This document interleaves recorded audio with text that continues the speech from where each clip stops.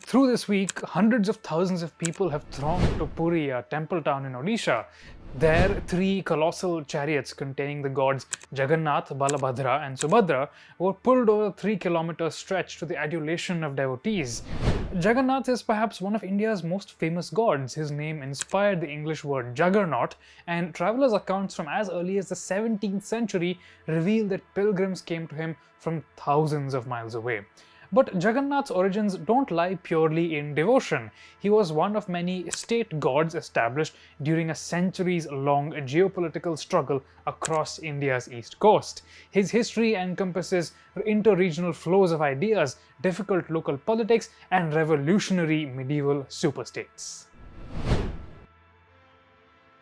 The history of Jagannath has many strands, but here I'd like to explore its political dimensions, which begin in an unexpected place, in Tamil Nadu in the 11th century CE. Here, from the year 985 onwards, the Chola Emperor Rajaraja I began an astonishing program of expansion, culminating in 1010 with the inauguration of a titanic shrine called the Rajarajeshwaram, the home of Rajaraja's lord. Today it's known as the Brihadishwara Temple at Tanjore. The Cholas often patronized local deities to win loyalties, but at the peak of their expansion, they were most interested in new forms of Shiva who would act as the focus of their empire. Their temples acted as massive ritual engines to redistribute war loot. You can see a partial list on your screen here. The Rajarajeshwaram had a massive treasury and thousands of animals, most of which were seized through war, and then invested in the hinterland to stimulate agriculture. The emperor's successor, Rajendra I, built another temple, the home of the Chola who conquered the Ganga and consecrated the waters brought from the Ganga river.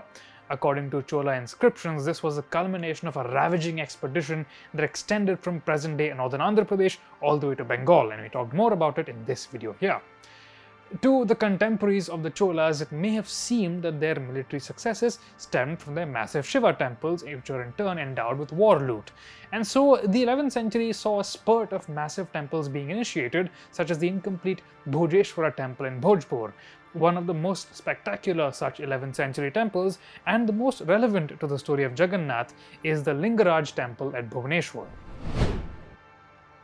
The Lingaraj temple was commissioned by the Somavamshis, a clan from central India that had conquered the coastal kingdom of Tosali. We spoke about Tosali and its remarkable dynasty of queens defeated by the Somavamshis here. As distinguished historian Hermann Kulke points out in his book chapter Imperial Temple Architecture and the Ideology of Kingship in Odisha, the Somavamshis almost certainly built the Lingaraj temple to rival the great structures the Cholas who were further south along the coast. More importantly, just as Chola temples acted as integrative centers for their state, the Lingaraj was intended to integrate the Somavamshis' forest kingdom with the newly conquered coastal plain. Unfortunately, the Somavamshis weren't able to capitalize on this great structure. In fact, by the late 11th century, imperial temples across India were floundering. They didn't have many devotees outside the court, and they were too expensive to maintain without conquest. This paved the way for an aggressive new power in Odisha, the Gangas of Kalinga, a kingdom on the present-day border of Andhra Pradesh and Odisha. By 1135, as Professor Kulke writes in The Cult of Jagannath and the Regional Tradition of Odisha, the Ganga king Anantavarman had unified the little kingdoms of the Odia coast and sought to consolidate his power. To do so, he needed a god to patronize to turn into the emblem of Ganga power and piety. A new god wouldn't work. He needed an independent, popular deity. And at Puri, he found him, a wooden god identified with Purushottama, a form of Vishnu. The god's shrine had long been in disrepair. Anantavarman ordered it massively expanded, aiming to transform it into a new imperial center. And so, in the 1140s, the lofty spires of the Jagannath temple at Puri first began to rise. Over the next century, as the temple grew, the geopolitics of the east coast worsened. From the 1150s onwards, the Cholas, who were once dominant up to coastal Andhra Pradesh, withdrew into the Kaveri Valley. The political vacuum was filled by a dynasty from the interior of Telangana, the Kakatiyas. In their capital, Warangal, the Kakatiyas built a great imperial temple to Swayambhu Shiva, the self-manifest. But seeking to integrate the proud post-Chola aristocrats of the Andhra coast, they introduced an interesting political innovation.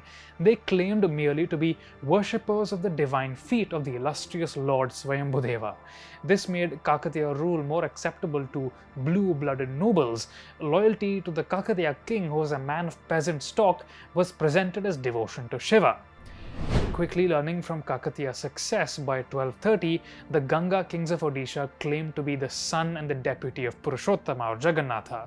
Over 1230 to 1231, the temple of Jagannath was further expanded and land was donated to Brahmins, who acted as state cadre, as we talked about in this video. By 1237, the Gangas no longer called themselves kings at all, only the Rahuta, or the king's son of the god. This was elegant smoke and mirrors. By the 1230s, the Gangas were the dominant kings of the east coast, successfully expanding into Bengal and warring with the armies of the Delhi Sultanate. By claiming the title of Jagannath's Rahuta, they made their rule more acceptable to country strongmen, who were in turn considered the king's Rahuta. If the king was a Rahuta of Jagannath, being the Ganga king's Rahuta was simply devotion to Jagannath.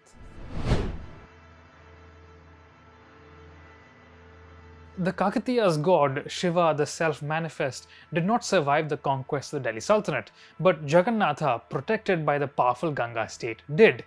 By the 1400s, the Gangas were overthrown by one of their ministers, who established a new dynasty, the Gajapathis. The Gajapathis had no right to claim to be the sons of Jagannath. Instead, they adopted a new title, the elected of Jagannath, the foremost servitors of Jagannath. As usurpers, they were reliant on the god for legitimacy, and they requested Jagannath for assistance in defeating rebels, for example. In return, they made further gifts to the god, growing his regional prominence. And as his wealth and religious following grew, Jagannath also became a target for looting armies. In the 1500s, his shrine was targeted by the Afghan mercenary Kala Pahad under the employ of the Sultan of Bengal. Soon after, both Bengal and Odisha became provinces of the Mughal Empire of the Gangetic Plains. As Professor Kulke points out, the popularity and antiquity of Jagannath continued to draw ever-increasing numbers of pilgrims, which Mughal governors encouraged by recognizing local Rajas as kings of Puri. In 1633, the English traveller William Bruton noted that Mughal officials attended the Jagannath Rath Yatra alongside the Raja. Dibya Singha IV, today the titular king of Puri, is descended from the very same clan. The history of Jagannath in the centuries after that is complicated. The temple often served as a chess piece between its Brahmin community, the local Rajas, and various Muslim officials, but it always continued to expand and grow. According to the 1971 census, 1 in 7 people in Puri was employed by the temple, and it continues to have its own dedicated subcaste of service personnel, such as potters. From a local deity to the emblem of an expanding empire to a symbol of Odisha itself, Jagannath is one of India's most remarkable gods. No other deity quite encapsulates a region's history quite as he does. Not Venkateshwara at Tirupati, not Nataraja at Chidambaram. For all of Jagannath's mythology, his past is deeply political. And based on some statements from some politicians, it seems that the god will also continue to have a political future. If you have questions or comments, we'd love to hear them. You can find me on Instagram at Anirudh and on Twitter at Kanisetti. Follow us everywhere on social media, and we'll see you next week.